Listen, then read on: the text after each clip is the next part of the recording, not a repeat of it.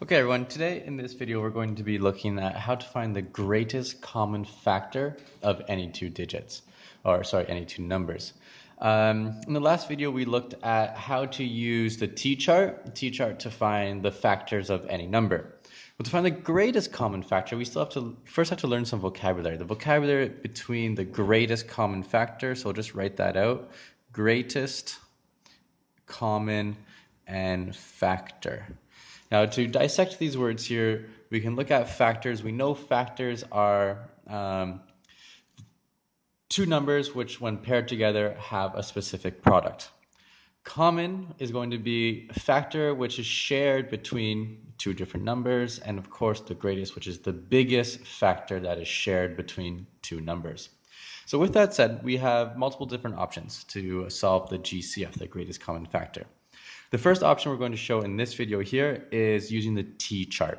So just like the last one, if I have, let's say for our numbers, find the GCF of 24 and 32. Well, just like the last video, what we can do is we can first find all the factors of 24, all the factors of 32, and then compare them.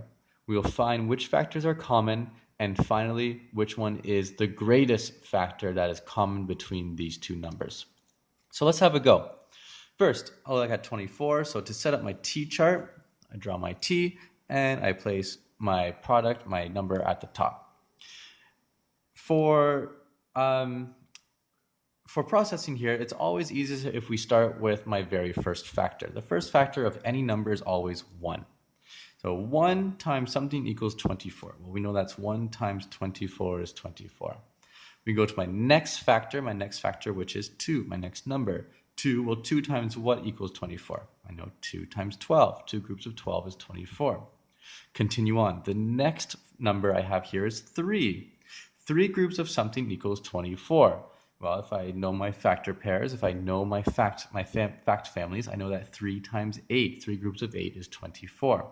And I continue. My next one here is 4. 4 groups of 6 is 24. Next one is 5. 5 times something does not equal 24. So this 5 cannot be a factor. Moving on to my next one, 6. Oh wait, I already have 6 up here. So since I'm repeating a digit here, repeating a number, that means I have all the possible factors. Moving over to the next one. So here's all the factors of 24. Let's look at the factors of 32. Looking at the factors of 32, same process. I start with my first 1. 1 times what is 32? 1 times 32 is 32. Next, 2. Does 2 work? 2 times something, 2 groups of something is 32. Again, if I know my fact families, I know that 2 groups of 16 is 32. Next, 3. Does 3 work? Well, I know 10 groups of 3 is 30, and that means 11 groups of 3 is 33. So, no, 3 doesn't work. I cross that out. Let's try 4. Ooh, 4, this is a tough one. I can think about, well, 4 times 10 is 40. If I subtract 2 groups of 4, that's the same as subtracting 8. So that means 10 groups of 4 minus 2 groups of 4, which is 8 groups of 4. 8 groups of 4, so 4 groups of 8 is 32. Continue on. 5. Does 5 times something equal 32? Well, I know anything times 5 must end in a 0 or a 5. This ends in a 2, therefore 5 cannot be a factor. Continue on to the next one. 6. Well, I know 5 groups of 6 is equal to 30. So then 7 groups of 6 is, well, that's too much. So 6 cannot be one. Move on to 7. Here I have, if I know my 4 times 7, that's 28. 5 times 7, that's 35.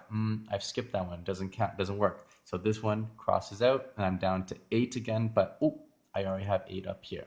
So that means I have all the factors of 32. Now that I have all the factors for both numbers, I have to look at which ones are common.